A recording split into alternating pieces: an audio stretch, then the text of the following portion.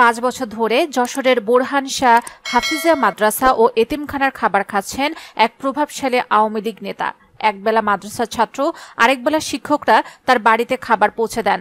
অভিযুক্ত ব্যক্তির নাম বীর মুক্তিযোদ্ধা AKM খয়রাত হোসেন। তিনি জেলা আওয়ামী লীগের সহসভাপতি এবং মাদ্রাসাটির সভাপতি। সম্প্রতি তার বাড়িতে এতিমখানার খাবার নিয়ে যাওয়ার একটি ভিডিও সামাজিক যোগাযোগ মাধ্যমে ভাইরাল হয়েছে। 1 মিনিট 47 সেকেন্ডের ভাইরাল এই ভিডিওটি পায়জামা পাঞ্জাবি পরিহিত 13 বছর বয়সী এক কিশোর বাইসাইকেলে চড়ে আসছে।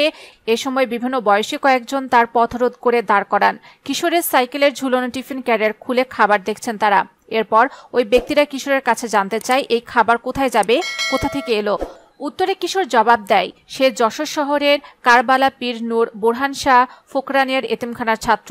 এতিমখানা থেকে খাবার নিয়ে যাচ্ছেন মাদ্রাসাটির সভাপতি ও যশোর জেলা আওয়ামী লীগের সহসভাপতি খয়রাত হোসেনের বাড়িতে। এভাবেই প্রতিদিনই শিক্ষার্থীরা সভাপতির বাড়িতে খাবার নিয়ে যায় বলেও জানায় ওই শিক্ষার্থী।